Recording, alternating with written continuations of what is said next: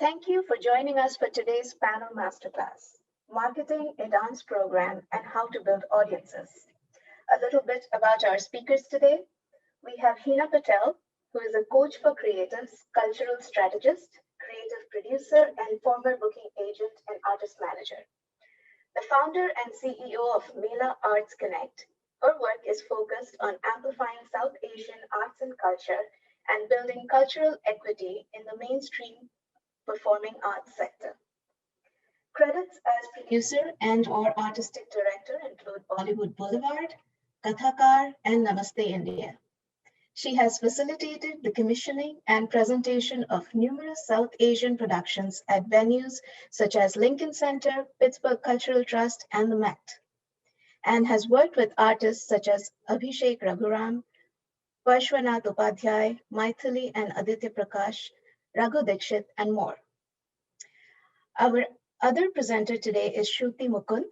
Shruti is the CEO of IDEA, brings more than 20 years of experience in arts programming, research, special events, and grassroots marketing together with an equity lens to inform her work in socially accountable community engagement. Shruti holds a BS in computer science from Bangalore University in India and an MA in arts management from American University. Shruti is a professionally trained Bharatanatyam dance, and if I may add, a fierce advocate of the Indian classical dance art forms. All right, Heena, please go ahead. Hi, everyone. My name is Heena. I am joining you from San Mateo Bay Area, also known as the land of the Ohlone people. And I just want to acknowledge the fact that, first, to IDEA for having this, but also want to acknowledge the fact that all of us can have these conversations, are able to perform our art forms, be in this country because of the sacrifices, the blood and the sweat and the tears of the African-American community, and that we are immigrants and occupiers of lands that belong to the Indigenous people. And I think it's really important to acknowledge that as well. As we continue to take forward our art forms and our culture and ask for and ensure that they get respected and are credited, we also need to be doing the same in recognizing our privileges in the spaces that we are in. I'm really excited to be here and would love to know who is here with us, and want to encourage you that if you have questions or thoughts throughout, please feel free to drop comments and questions into the chat. I always like to make things interactive. If you even want to turn your video on so I can see faces and not feel like I'm talking into like a void of screens that just have names, go ahead and do that too, so I can see if it's like landing or not. And thank you, Kinkini, for that wonderful introduction. So I have been working in the performing arts space. Hi, Vaishnavi, thanks for turning your camera on. I have been working in the performing arts space for about 15 years now. I've been an artist manager, booking agent, have had my own work commissioned by and presented at places like the Lincoln Center, have worked with the Kennedy Center, Yerba Buena Gardens Festival, sort of across the country, and have worked with everything from classical art forms. I used to be a tabla player. I toured the country as a harmonium player and performed as a tabla artist. So I've worked with classical art forms. I've worked with more contemporary expressions or fusion, as well as Bollywood and a mix of genres and styles, right? The way that we wanted to approach this conversation today is I'm going to talk about marketing from the perspective of getting you performances. And I think Shruti is going to be speaking more about marketing in terms of audiences. When people think about marketing and think about their bios and how they present themselves, they often have one bio. So actually, hands up, like tell me, how many bios do you have? Like, or how many descriptions of who you are and what you do each of you have? Put it in your chat, put fingers up, like how, like, when you think about, okay, we have someone who has 3, okay, good. Oh, wait, amazing, Lakshmi has 5. I love it. A lot of people will generally start with one bio. Now, something that's really important to think about is when we're marketing, in general, you need to be thinking about who you're speaking to, right? So the way that I am going to market or present a Indian group to an Indian organization is going to be very different than the way that I am going to talk about that work to someone who is making programming decisions for the Chicago World Music Festival, right? Because I need to understand who they are. So I love that, Lakshmi, you mentioned that you have a long, short, and few sentences, right? Length is one thing, but I'm actually I should have clarified, I'm actually referring to content. What is actually in your bio in terms of the types of bios you have, right? So a lot of bios, and I'm really gonna focus more on the classical realm because I like that's really who the audience is today. But again, if you have questions, let me know. How many of you have seen bios of child prodigy, started studying at the age of 3, learned under Kalani did this person, this guru, this and this and this, right? Like, have people seen these bios? Everyone has seen these bios. Yeah. Maybe you even have had that on this bio, and right? Heena, Lakshmi just said that she's coming to you on Monday morning. I see that, okay. Here's the thing, and I should tell you this very upfront. I am very blunt.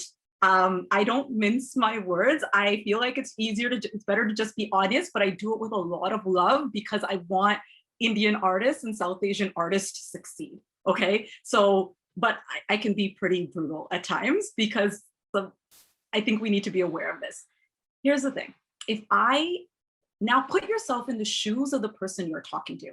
So you have someone who is not familiar with Indian classical arts, or maybe they know what Bharatanatyam is and they know what Kathak is, but they don't know one person from another person, right? Like they don't know the difference between Mallika Sarabhai and Mallika Sarukai. They don't know the difference, right? They're just like, okay, they're all people. When the first several lines of your bio say that I've been learning since I was 3 from this person and this person, does that make me excited about you? No, it doesn't. And it doesn't tell me anything about you. It doesn't tell me anything about who you are or what you're doing, right? So you really do need to put yourself in the shoes of the person that you are marketing to understand what information do they need in order to do what you want them to do. I'm going to say that again. Think about the person you're speaking to and what information do they need to take the action that you want them to take. Okay, so if you want someone to book your show, then the action is you want them to book your show, right? You want them to feel excited that this is an artist or this is a show that I think is really exciting that my audiences need to see. Okay, at that point, starting with your artistry doesn't really do much for me, right? And starting by throwing names of people that I don't know actually alienates me and makes me go like, I don't know what this is about. I don't think I can make an educated decision about this person, right? So you need to look at your bio in a way of who are they, who are you speaking to, and what do they need to learn in order to make a decision. Is that clear? Does that make sense to people? All right, if you have your bio handy and want to drop it in the chat, I am happy to like actually use some real life examples to like go, okay, how can we change some of these things? Okay, so one thing is your bio, right? Now your bio is a part of something that has traditionally been called a press kit. How many people are familiar with press kits or like what a press kit is? I see one hand. Anyone in the chat know what a press kit is? I see some people shaking hands. Okay, I see Shruti nodding, which I would expect Shruti to know. And I see Kasi saying that he knows what it is. Okay, we got 2 people or 3 people that know what a press kit is. Press kit are. A press kit used to be something that would be sent out in a manila envelope, and it would have like photographs and printouts of like descriptions and maybe have some press clippings and stuff like that. It essentially was a package that was put together for people to get everything they need to know about you.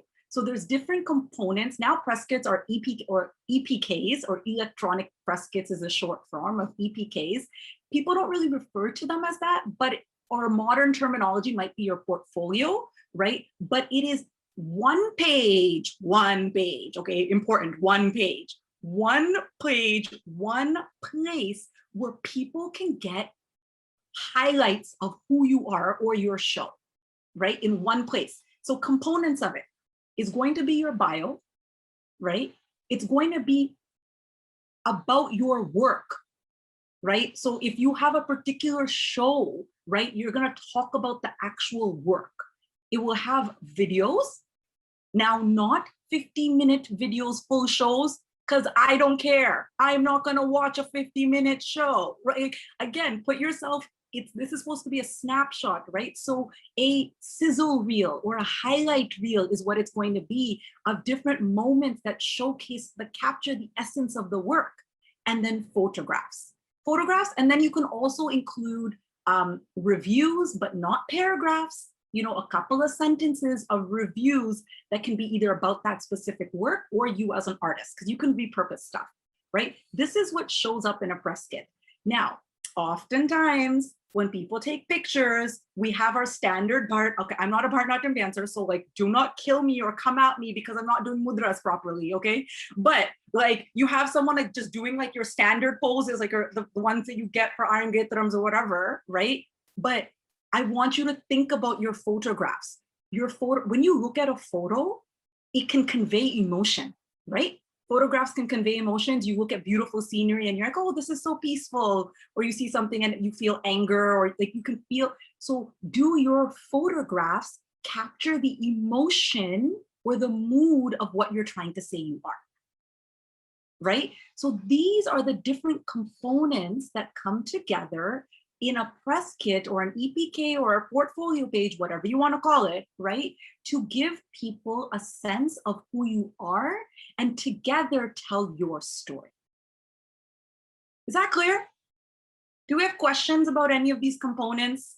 I'm giving like a very high, quick version because I know that like I want to give you a quick overview. Shruti is going to talk about like audience marketing, and then we're going to also answer questions. So, but I do want to make sure that everyone walks away with a little bit of homework or a little bit of like, I need to work on this or I need to look at this. Yeah. How's everyone feeling? Yes. Yeah. Okay, cool. Thanks for some people giving me feedback and turning your cameras on. I love you guys. Very helpful. So what I want you to think about, I want you to go back to your promotional materials, right? And if, first of all, if you're on your website, oftentimes, you know, we have on our website different pages. We have our photographs and performance and da. You want to have one page where you can find all of these components together. And the reason I say that is that when you email someone to pitch, you want to be able to direct them straight to that page where they can find everything. And then if they get really excited of like, hey, like Lakshmi like looks really interesting, let me spend some more time, then they'll go to the other pages, right? But make it really easy for them to find that information. Now, how do you tell if your bio is any good or your pictures are good?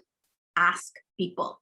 Go to some people you trust and ask them for their feedback. And I'm also going to say, go to someone who's not a classical dancer, because oftentimes we have this like you talk to another classical dancer and they're going to know what you're talking about. I'm going, that sounds cool, right? Try it out. Go talk to like one of your friends who doesn't really know a lot about classical dance.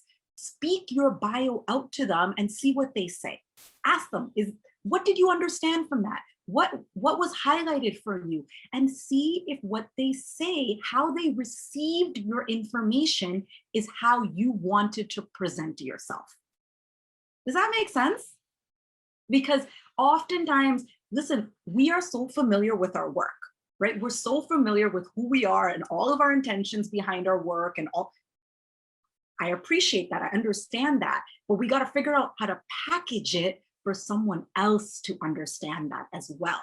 So that's really in that translation, in that cutting stuff out, because we want to have, we think that we need to tell everyone everything. Yaar, no. People don't need to know your entire life ki katha in like the first 5 minutes of being introduced to you, man. Like you gotta like give them a little taste and then make them want to know more. You want to excite them. You want them, get them like interested in you. So that's something that I really want you to be thinking about, is how do you get people excited and intrigued by you and want to know more, and really use that lens when you're thinking about your bio, when you're thinking about your pictures, when you're thinking about your video, right? Those are the things, and how do they collectively come together to tell your story in a quick way that if someone looked at it for a few minutes, they would have a sense of who you are. Yeah, I see that you put, I see someone's volunteered for roasting, so I'm gonna take a look at them. But in the meantime, Shruti, maybe this might be a good place for us to segue over to audience marketing. Sounds like a plan. So what I'm going to do is quickly walk you through a very simple presentation, not too many words, but just to give you the ideas about what really grassroots marketing is. So all of you, I mean, I know most of you, obviously, being a part of IDEA, but when we market our shows and when we are thinking of who else we should have, I mean, all of us have ingrown audiences with our students and their parents, but over and beyond that, how are we growing audiences? Where are our audiences? We know that here, we know they're interested in Indian classical dance, or they're interested in the theme that we're presenting.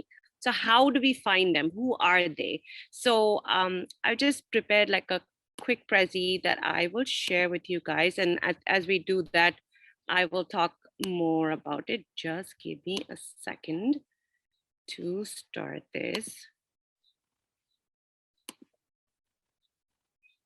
And we are sound on that. So can you all see this? Yep, we're good. Okay, great. So what is grassroots marketing? So, you know, most organizations and things work very differently where they have like a marketing budget. I mean, you would have seen like ads, right? So cars have marketing budgets. They have, you know, who that target demographic is, and all that is done with like big dollars, big companies doing all that. But then for dance companies, you have your marketing budget, which probably you'll spend on your digital marketing and find a way to, you know, do lookalikes on your Facebook and things like that. But then over and beyond that, what happens is that grassroots is something that can be done like organically, that you don't have to spend money on, but it's building these relationships. And hold on, sorry, 1 second. I'll just pull out my notes so you can only see my screen. Got it. So I like grassroots marketing because it's like this mind puzzle, right? So you want people to come and watch your show. Yes, you want people to buy your tickets, but then is it always important just to fill your seats, or is it important to have the right people watching it? Like, see if when I'm just going to use examples of the people in the audience right now, since I'm familiar with your work. Like, say Kashi presented Fish Eyes. So when he presented Fish Eyes, yes, you want people who understand Bharatanatyam, who understand the concept of fish, but at the same time, he's talking about the environment. So who else would be interested about the environment? Does it have to be only people who know Bharatanatyam? No, it's somebody who's interested in the environment, climate change, marine life. So it can actually be anybody. But how do you know how to connect these people into these seeds, right? So that is a process on its own. And so for me, how I define grassroots marketing is, oh God, I have so many tabs open. I am so sorry. General definition is a strategy where brands create content that's highly targeted to a niche or specific audience. The goal is to reach the target audience with content that inspires them to amplify and share your message, and the cost to the organization is really low. But for me, it's understanding what we are marketing to whom and why. putting the emotions behind the numbers. Like who would want to see this? Why would they want to see this? Understanding the message that we send out into the community, which will be compelling. So if I say this production is about fish eyes and it's about Bharatanatyam and this is our choreography, will somebody who is interested in climate even care then? No. You have to be really specific and say, this is about climate change and this is, about marine life. And here we've reimagined this, but on stage using the vocabulary of Indian classical dance. It's just the exact same thing, but the way you turn the message around and effectively communicate it to each audience is what makes the difference, right? So we have to look at the programming, what the actual program is, the performances, the production is, and then how are we doing this in such a way that we're making these right connections in the right community and saying the right things to each of these communities. So that's constantly, you have to be thinking about that when you are planning grassroots marketing. So now, here's a question you ask yourself. I mean, in this case, this presentation was also done for organizations and not just individual dancers, but so replace the word community with like my dance or my company, right? So what strengthens if the community is investing in the organization, whom does that help? Or how can you grow this audience base while investing in the community? So basically what it is that you have to do both. You have to be working in this community while you are also in growing the audience, right? It's two-way street. So if I wasn't a part of IDEA, I did not already have this basic base of having an audience, right? Or forget even IDEA. My dance school, say, we have 60 students. So each parent, say 120. So I have this 120 students to begin with. But if I want to start building my audience, I have to leave Natyabhumi, step outside, go watch other people's performances. In the same token, then they will start coming and watching my performances. So that's the very lame, basic answer, right? But when you over and beyond that, start thinking about who else is the community. See, we live here in the DC metro area. We have cross-pollinators, we have cultural, connoisseurs of sorts, we have expat communities, we have people who are interested in culture from other parts of the world. As much as there's Indian Americans doing this art form and being the bearers of this art form, the audiences still view this somewhat as the other, unfortunately, which we're all, I think, collectively working to make them understand that this is now as much a part of the cultural tapestry, but still we're communicating this and saying we're artists, we're cultural. Yes, we're doing a cultural art form, but we're doing it here. So we are giving you different ways to come in and invite them in, right? So make those connections in the community. So that leads us to the fact that we have to do both. We can't just say, oh, nobody who is not Indian comes to watch us. Why aren't they coming? Where are we making those streetways for them, pathways to come in and watch us? And are we doing, so it's not like I will dance a show just to please, white people. That's not what it is. It's about understanding how to invite them in, why to bring them in, and why do we need to do that? I know I've had this question heard many times over the years. It is important, not for me, maybe as an immigrant. I might have my homegrown brown audience enjoying my dance. It is very important for the next generation. They are growing up here, they are going to schools here, but they have this Indian life. And then, so this has to be as much a part of their larger recognition and larger system than it was for us, maybe, right? So that's the next step. So how are we growing these audiences who may understand? So I think a lot of the kids here invite their classmates for their Arangetram. That's the first way to start, because until then, they don't know what this is about, right? Then next time you say, hey, we have a ticketed show, come and watch us. So they'll be like, oh yeah, that was cool, maybe I'll come. So those are the building blocks, right? We start with that. But then when we're talking about a dance company, it's a little more specific, right? When you're actually planning a production, what do you do with it? So, but then you can't do everything and then go back and say, hey, where's my community? While you're doing that show is when you should also be building that community, right? So what I have here is what an organization should be looking for, or in this case, what we did at Strathmore for the window series, but that was more like a programmatic thing, but we can apply it for a dance program. Okay, Kashi, sorry, I'm going to use your example again. It's just that your face is right here. So it's just easy for me, but I'm happy to use any other example. It's just that it has a lot of hooks that I can explain. So I hope you don't mind. Okay, so so what happens is that Kashi's deciding to, Prakriti Dance decides to do fish eyes. So when they do fish eyes, he had got a grant from the National Science Foundation.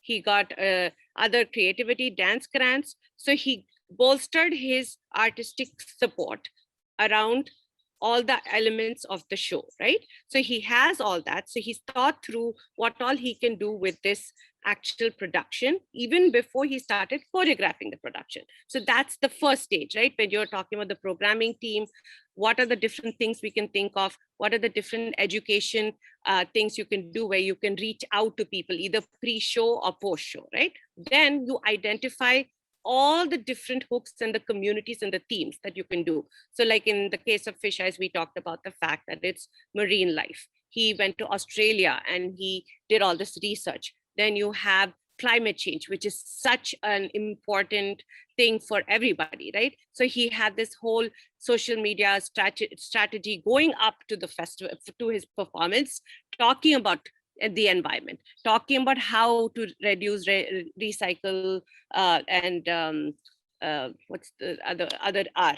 So anyway, so he did he created these little social media tidbits thank you, leading up to that, while also reaching out to the dance community, while also reaching out to the dance community outside of the Indian community, right? Because then you start finding those bridges and pathways in. So while you're doing all that, you also start planning, okay, now that we've done this project, we're coming to do this one big stage show. Is that it? No, it's not. There's so much more that needs to be done, because once you've done this and you put months of work into this one production, that can't be it, right? You have to see what else you can leverage with it. So he got to take it to a film festival. So they actually made a movie about the making of this as well as the elements of this. Then education. So then a school program where in the outreach for the extracurricular activities, they after school activities, they came up with a project which using Indian classical dance, how you can reach out to to students and educate them using this, right? So there's so many elements that can be done using grassroots marketing. And so basically, I would recommend everybody who have who have ideas and products and productions that you want to do, start thinking about it at least 6 months in advance. I know the Indian style is, okay, I have a opportunity in 6 weeks, I can get the music done, I'm going to choreograph and I'm going to perform. That might be great for you creatively, but if you really want to sow those seeds, get into the community, find ways to communicate to your audiences in advance. You have to have first of all articulated this to yourself at least 6 months in advance, minimum. In Indian standard, 6 months, ideally 1 year. So, and then, because then you start putting, you get your grants, you start building your community, you start talking about, various ways to build up this program. So case in point, our dance festival, which honestly did happened over a couple months, but I had so much help and so many hands involved that we actually managed to execute a grassroots strategy, because we used movies, to bring in audiences that are not typically Indian classical audiences. So it worked out with this virtual format that we could do this gradually. So each week we did a movie and we had a conversation. We saw audiences grow. So it was like you visually see the results of that happening. So we decided, what are the different reasons people don't watch Indian classical dance? They think it's boring. They don't know what it is. They don't know the languages. So what are the different ways we can bring them in? What are the different things? So we said, okay, a master class that, and especially because IDEA being a organization of so many different classical dance forms, we were trying to bring all our master classes at an upper level, which, Abhinaya, Natya Shastra, now marketing or dance, like things like that, where everybody could see themselves in this conversation, right? At least we tried, so that more and more people, it wasn't only one style focused, which for the festival's purpose, we're bringing all these people in together.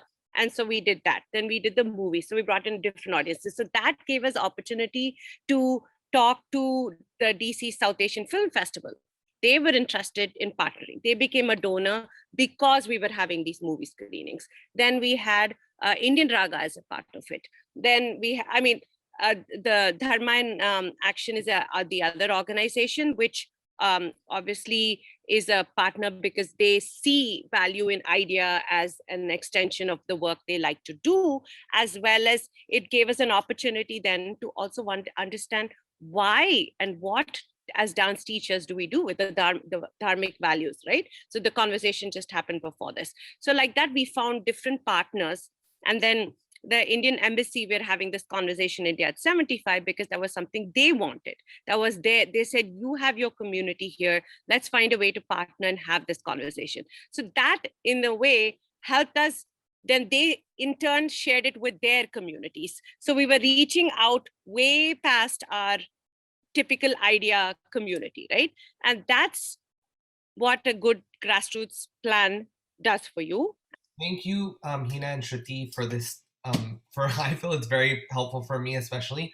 And I kind of know about you, Heena, so it's nice to finally put a face to you, to your name. But I had a question about, I think I'm gonna definitely be personally asking a personal question, but Absolutely. In today's day and age, when we talk about like getting like as far as like career trajectories for professional artists or professional companies, there are certain things that American dance, the scene or the mainstream dance, that you have to hit certain milestones, you should be incorporated into certain festivals, and those are kind of achievable things to mark your career path, right?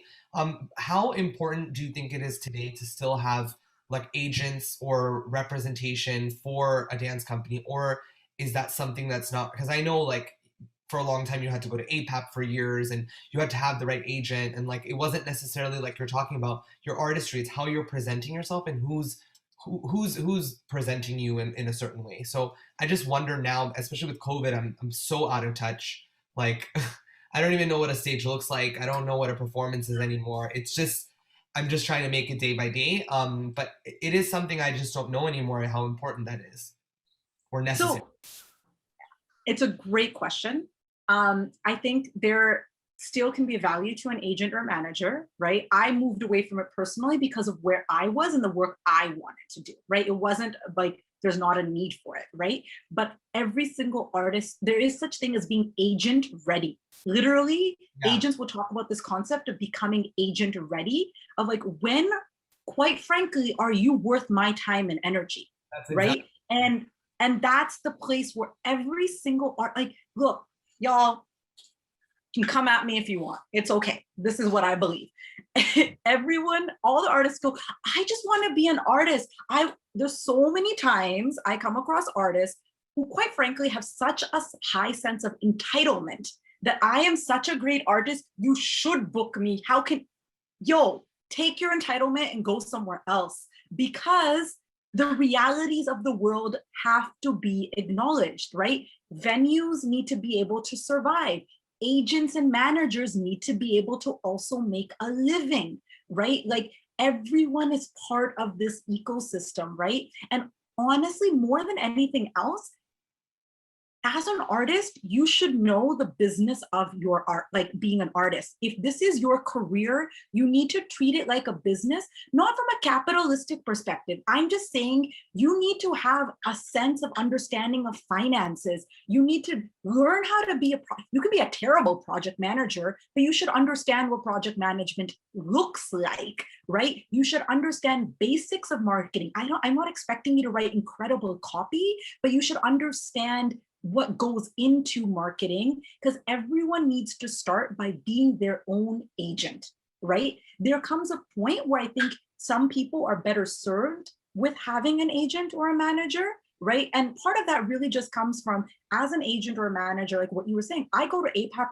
I spend literally thousands of dollars every single year going to conferences, on hotel bookings and travel, all of this stuff, right? And like my job is to network like nobody's business, right? Like that was just part of my job. But as an artist, if you don't know how to market yourself or you don't know how to network yourself, yes, then you're not going to get anywhere. Like no matter, like you're not going to be able to raise money for yourself. You're not going to get people to come to your shows. So artistry is not enough. Like I wish it was the case, right? But the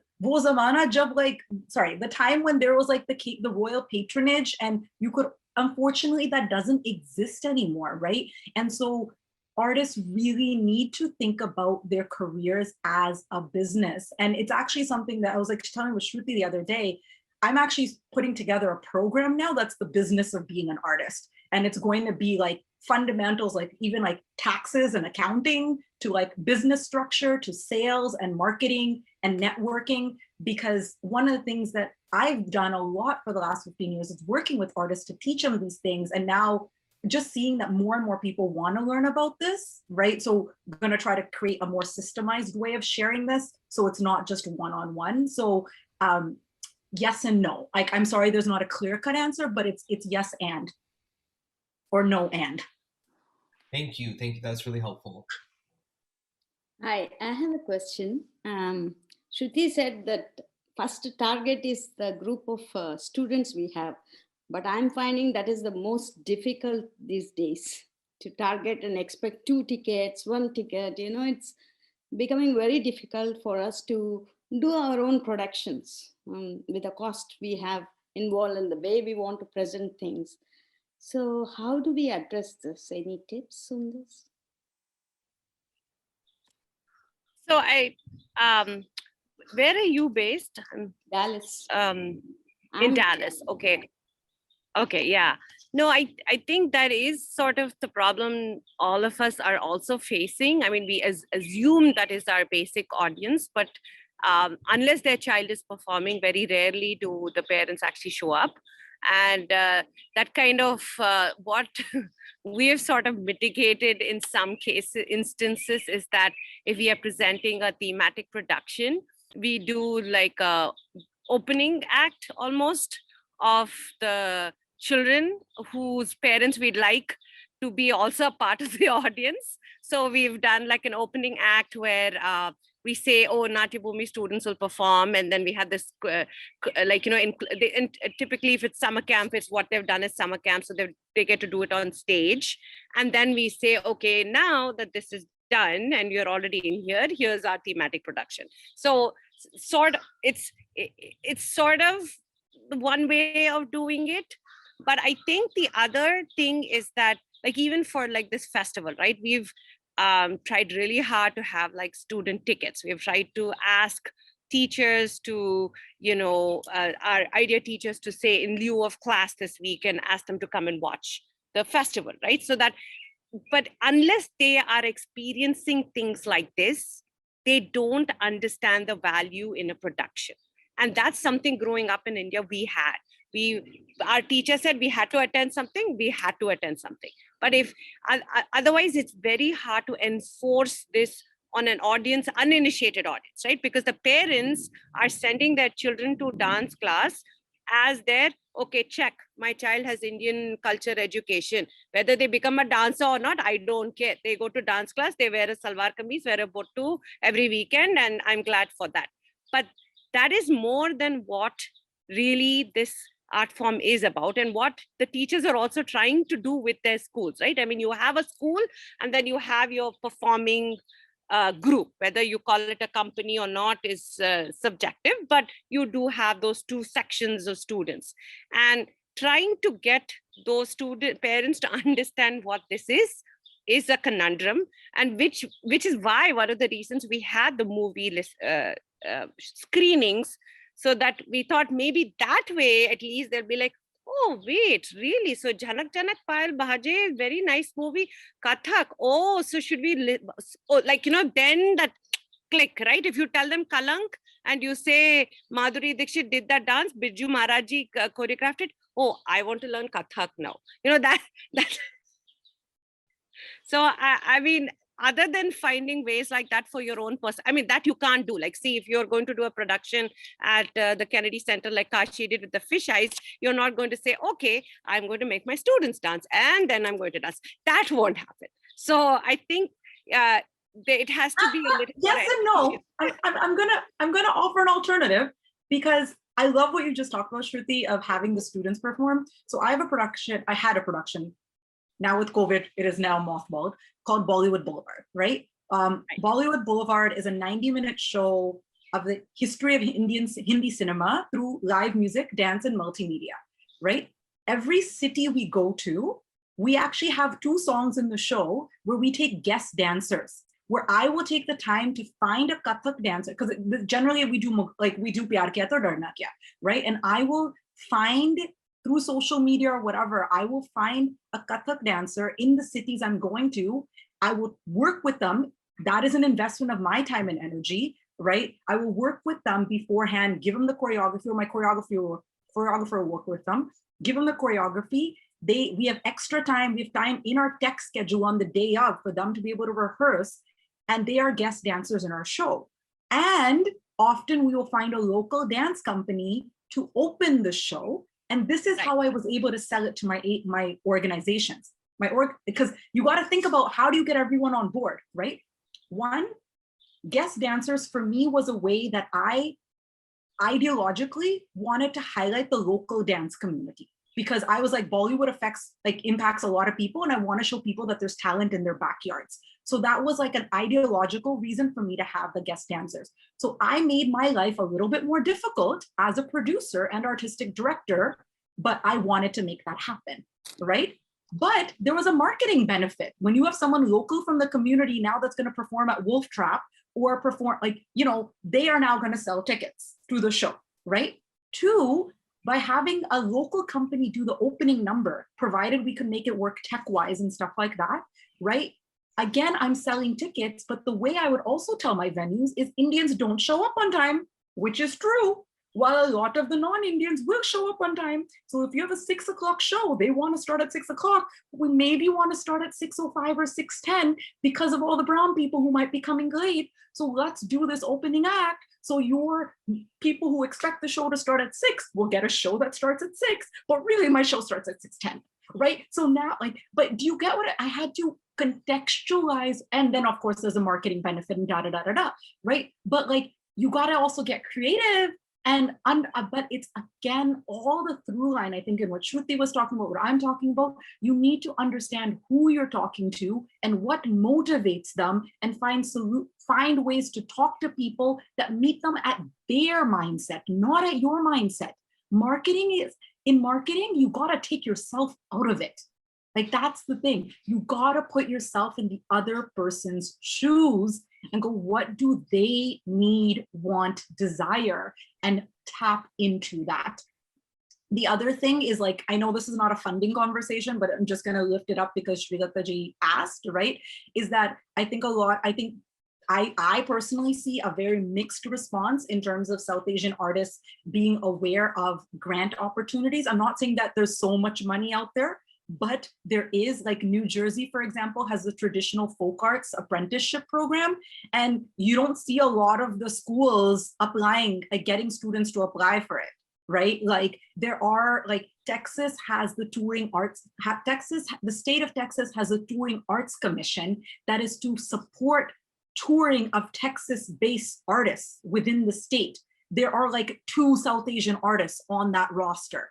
right? Like, so at some point you also need to do, like, if you're just gonna go, sorry, this is the thing when I talk about you need to take response. And I'm not saying that people here are not doing that, but we need to take responsibility for our own, like, and do some of our research. There are things that are also out there. And I will also say that the whole thing, the silver lining around COVID and like the Black Lives Matter movement and all of this stuff is that there is a growing reckoning in the performing arts sector of the inequities, right? And people, like, these are white institutions. I know Shruti's worked in these institutions. I've been working, we've banged our heads and tried to make change, and it's been slow, but there is even now more momentum to change things as people start recognizing more of their privilege and want to bring in cultural work in a way that's intentional and thoughtful, right? So I just share that because there is a growing opportunity,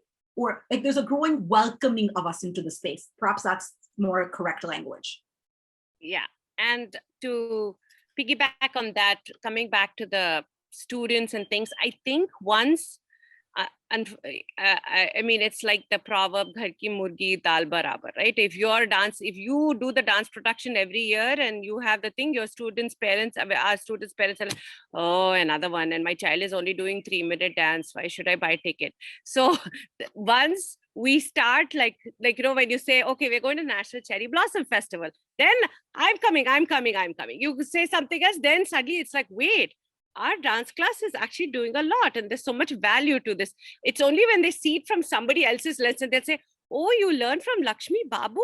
Wow. Oh, really? That's what it is. Maybe I should go and watch a show now. That it's sudden like click in the mindset. And it's so unfortunate, but we have to work as much as in educating our own diasporic audience as much as we have to spend time educating the non-diasporic audience. Like, we should almost, I feel like we should have another session just to how to get money and how to get people to buy tickets in the Indian diaspora. I think we should just have that. Like, we should sit and have a brainstorming session, because that, I tell you, is the hardest. Like, if I talk about idea to anybody who has no idea, they're like, 27 years. Wow. I was like, entirely volunteer. We have zero endowments. We have life members that we have some kitty. It's almost like a kitty club money. Except for that, we have no $100,000 checks. Like, we go to an Indian organization and say, hey, would you like to support us? You know what you're doing? Very noble. But next year, we'll see. In fact, one of the organizations locally here, he actually is of Indian American descent, and he runs, it's not an Indian organization that he runs. He told me that we are all very brave, and that he wants to see how long IDEA would sustain without actual South Asian help. So we'll see. Year 27. He had so little faith in the Indian diaspora. That's why. Lakshmi Babu, I want to answer your question. You're saying we're the students, right? I will say, when we talk about marketing, though, this panel or this conversation was called Dance Marketing. I mean, when I think about who that title is going to attract, that's going to attract schools or like administrators and people who are performing professionally. Like, the students, why are they going to care? They're not going to care. Like, this is not a topic unless they're like a senior student who's seriously considering becoming a professional artist. This is not really a topic that they're going to be intrigued by, and that's okay, right? Like that's. I think she means, like, even for the festival, we've made it so accessible. Okay. It's $10 tickets. It's on their computer, in their house, in their bedroom, just like they would have to sign up for their Zoom class. They can do it under their rug for all we care, because they don't have the thing. But that's the thing.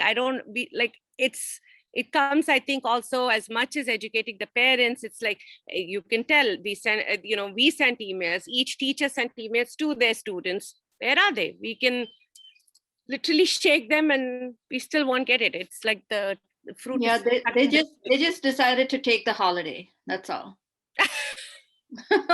Class closed. Let's do something else. Yeah. That's our conundrum for food for thought. I think each of us are, so I think I actually will task every attendee here to think about this and have a discussion with your own students about this, because I think it's really important, because these are conversations that we need to have along with the dance education, and have this conversation and say, why weren't you there, right? Like, why should you have been there? Why weren't you there? What would make you come? Almost like literally, what else could we do possibly that would want you to be a part of this? So I think that's sort of like, I kind of task you with this so that you can come back and tell me and give me feedback, so we know for the next time around what we can do maybe to help them to come.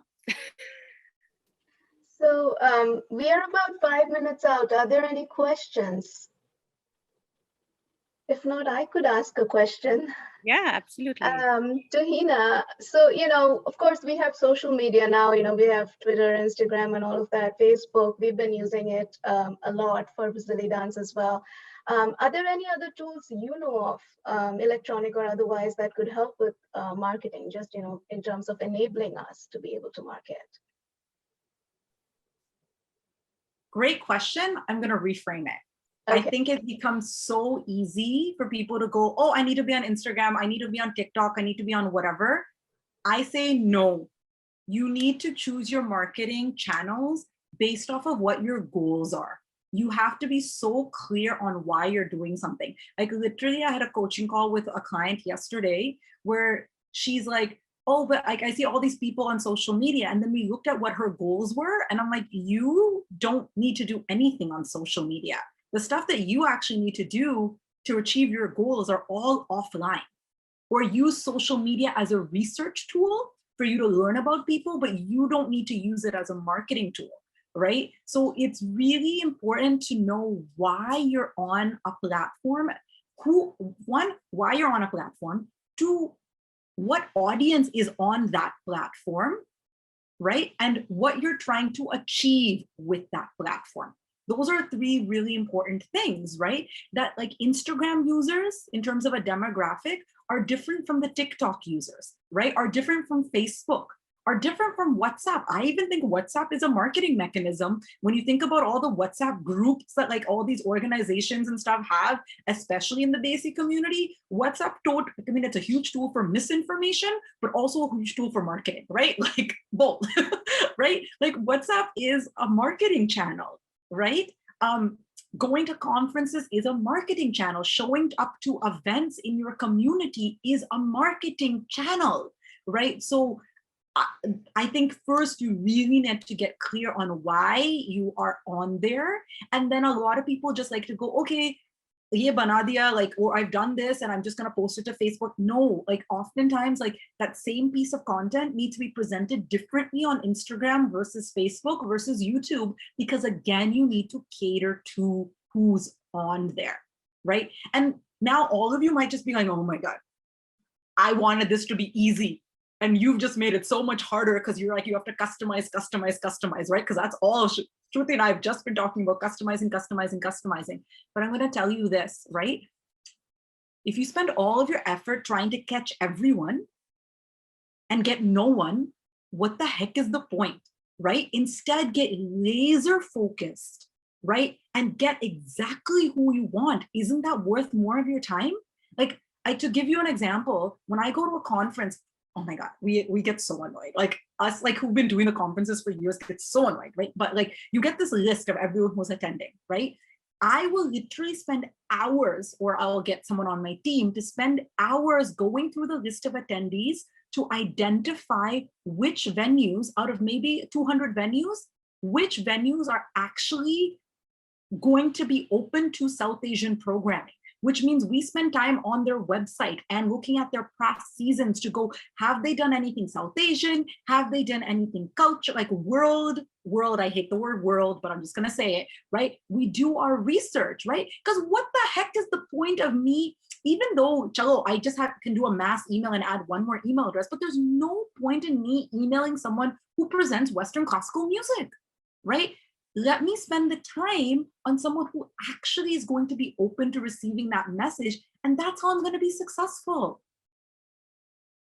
Fantastic, Heena. Thank you so much. I do believe we are out of time, but if this recording is going to be available, and if you have questions, you can let us know. And Heena also put out her contact just information. for people who can't see the chat, I'm Heena Connects on Instagram. If you like, I'm not trying to make it a pitch. I'm just saying, if you want to talk one-on-one about strategy for yourself, it's something that I do, and I work with artists to do that. You can set up a discovery call. It's on my Instagram link bio.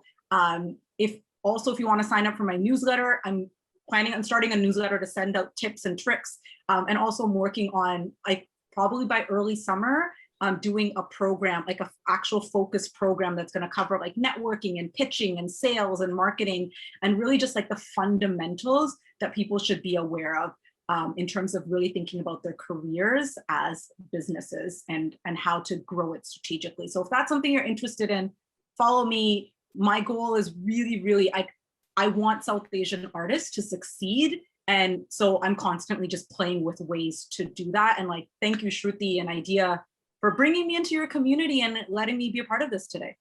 Fantastic.